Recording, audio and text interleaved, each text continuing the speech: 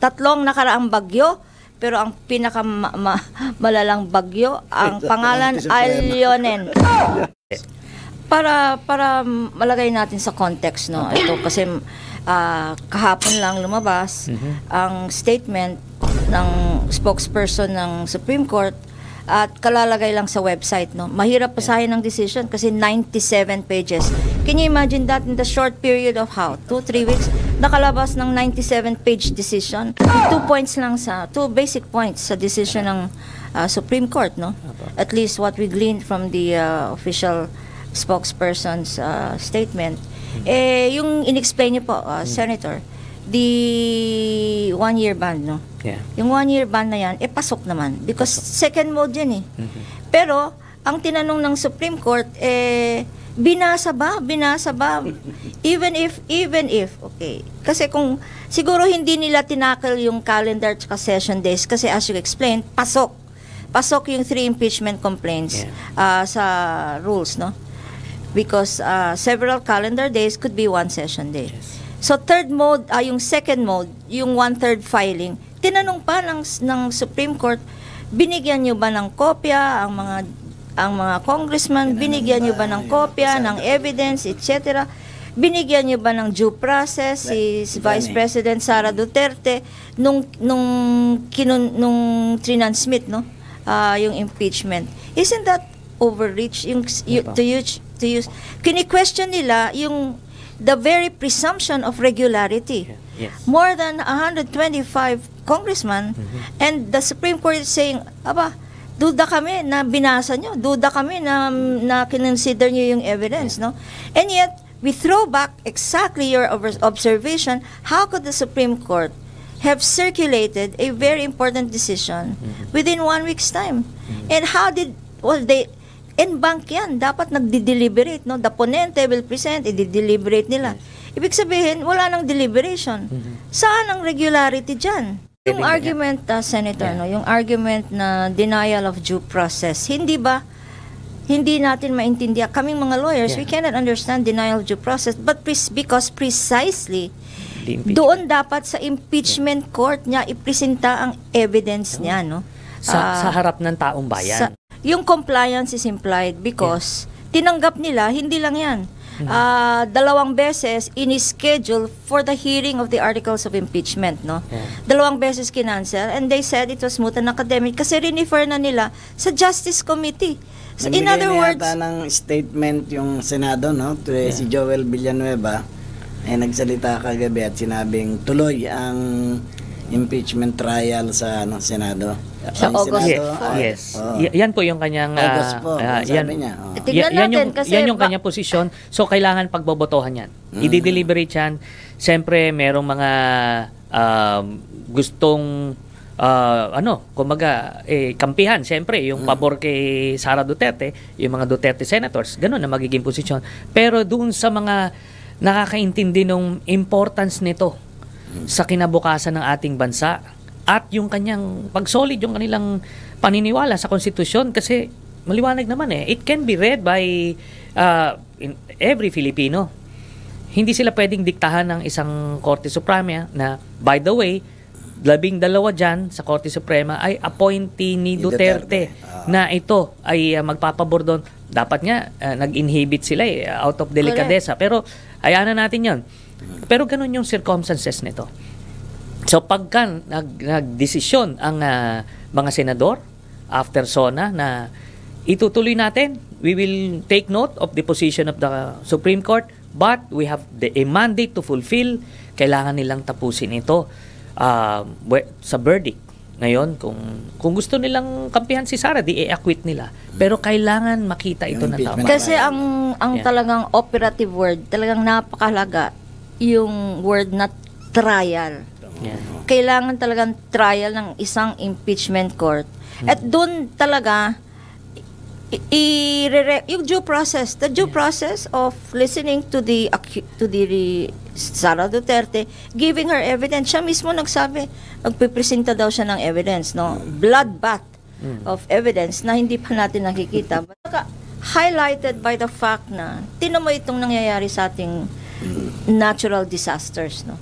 At again, pinuna, one of the news reports said na contributing to the flooding in Manila Bay is and the Dolomite, tributaries is dolomite. Anong sagot ng Vice President? Ayan, political persecution. Hindi ako nagtataka na lahat ng kasalanan ngayon ng BBM administration, itong flood control, hindi daw siya nagtataka na ibiblame na naman ang kanyang tatay. What kind of a response is that? What even is the office of the Vice President doing now in the midst? Except for challenging all the people to collect lahat daw ng tubig ng baha at painumin kay Presidente Marcos. What kind of a public official is that? A Vice President at that. The Vice President. Not only that. Ipunin lahat yung tubig at dalhin sa Malacanang. So, Hindi lang yan. Alam niyang batas kasi she's the highest elected lawyer of this country. Lawyer yan. Intemperate language.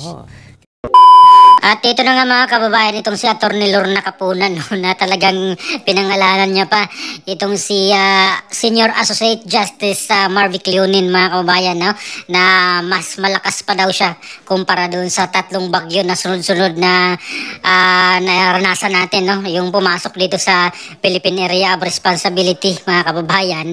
At sabi niya malakas pa daw si Associate Justice or Senior Associate Justice Marvic Leonin kasi siya yung ponente dito, mga kababayan, sa desisyon ngayon ng Supreme Court na ibinasura, no?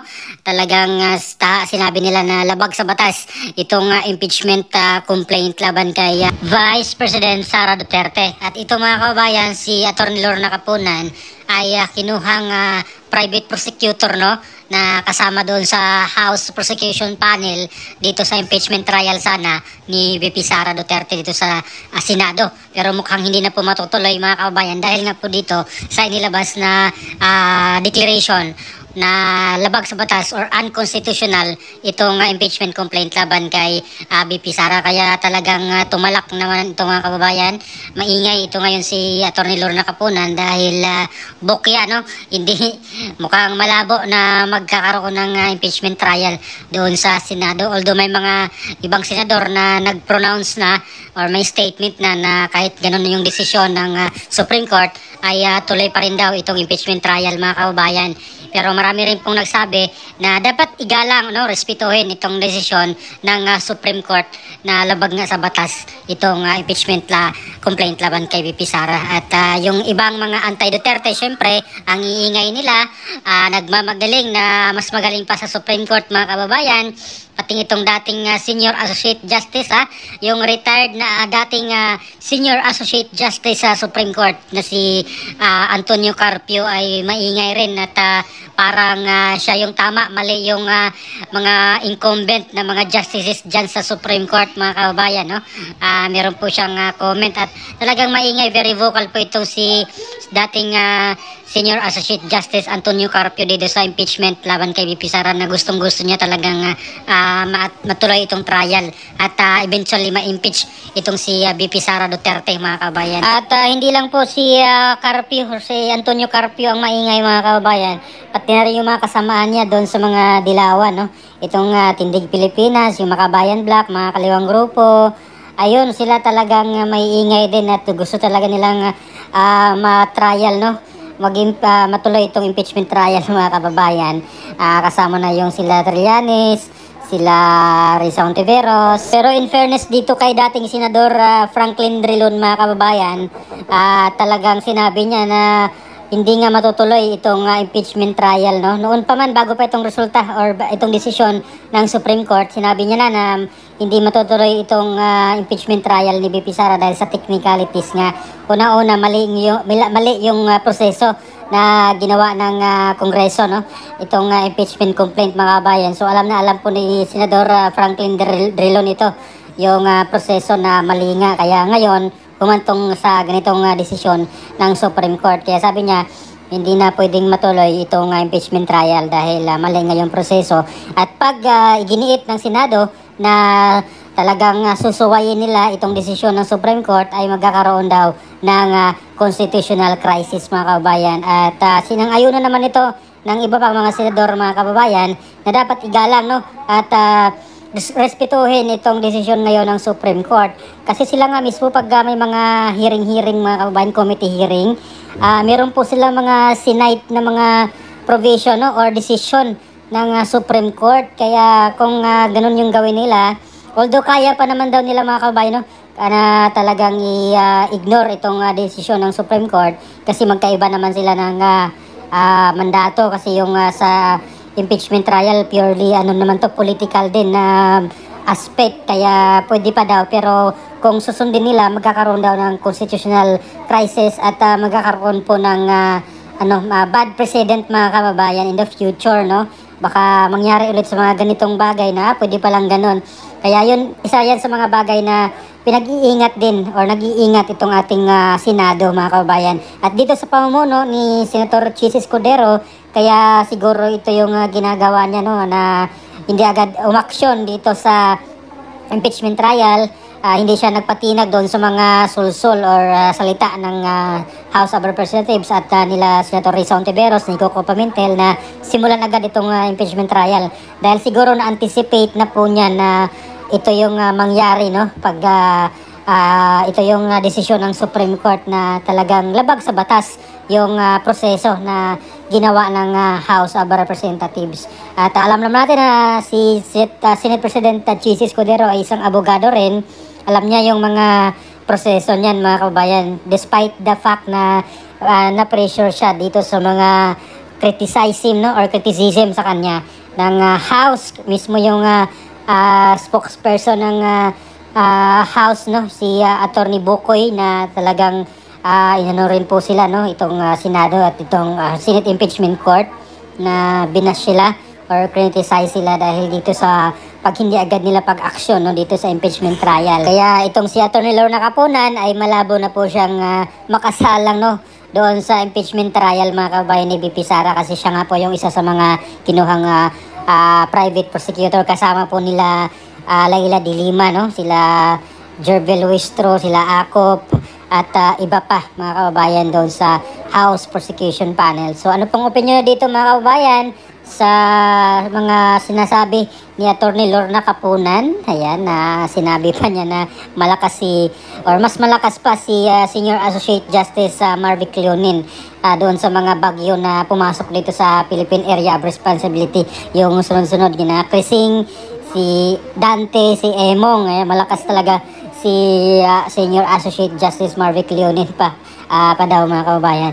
At mind you, no, itong si Senior Associate Justice Marvic Leonin ay isang appointee ni dating Pangulong Noynoy Aquino. Hindi po siya appointee ni dating Pangulong Duterte, no.